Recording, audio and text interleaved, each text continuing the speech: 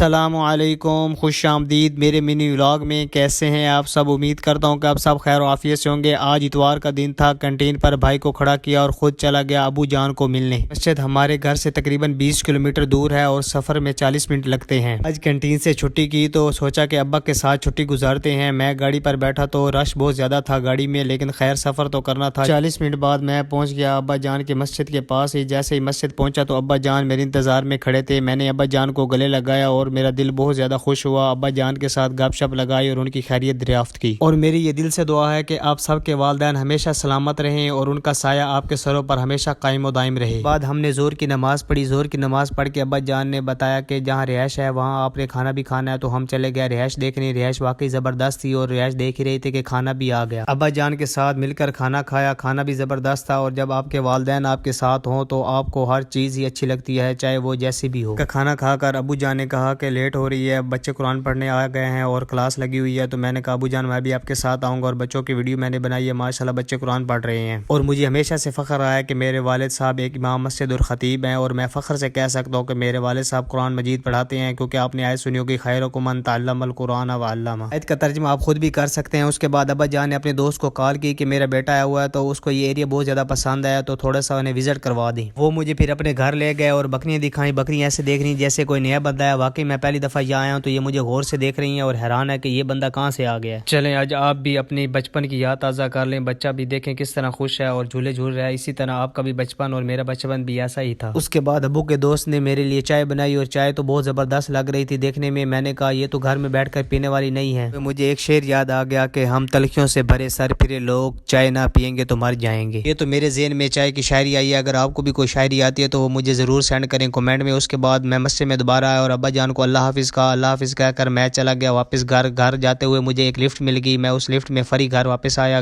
واپس گھر آنے کے بعد مجھے گھر سے کال آئی کہ دودھ بھی لے کر آنا ہے۔ میں نے گھر کے لیے دودھ لے کر میں گھر واپس آ گیا۔ اگر آپ کو آج کا میرا ولاگ پسند آیا تو لائک کمنٹ شیئر کر دیں۔ السلام علیکم، خوش آمدید میرے منی ولاگ میں۔ کیسے ہیں آپ سب؟ امید کرتا ہوں کہ آپ سب خیر و عافیت سے ہوں گے۔ آج اتوار کا دن تھا، کینٹین پر بھائی کو کھڑا کیا اور خود چلا گیا ابو جان کو ملنے۔ مسجد ہمارے گھر سے تقریباً 20 کلومیٹر دور ہے اور سفر میں 40 منٹ لگتے ہیں۔ آج کینٹین سے چھٹی کی تو سوچا کہ ابا کے ساتھ چھٹی گزارتے ہیں۔ میں گاڑی پر بیٹھا تو رش بہت زیادہ تھا گاڑی میں، لیکن خیر سفر تو کرنا تھا۔ 40 منٹ بعد میں پہنچ گیا ابا جان کے مسجد کے پاس ہی۔ جیسے ہی مسجد پہنچا تو ابا جان میرے انتظار میں کھڑے تھے۔ میں نے ابا جان کو گلے لگایا اور میرا دل بہت زیادہ خوش ہوا۔ ابا جان کے ساتھ گپ شپ لگائی اور ان کی خیریت دریافت کی، اور میری یہ دل سے دعا ہے کہ آپ سب کے والدین ہمیشہ سلامت رہیں اور ان کا سایہ آپ کے سروں پر ہمیشہ قائم و دائم رہے۔ بعد ہم نے ظہر کی نماز پڑھی۔ ظہر کی نماز پڑھ کے ابا جان نے بتایا کہ جہاں رہائش ہے وہاں آپ نے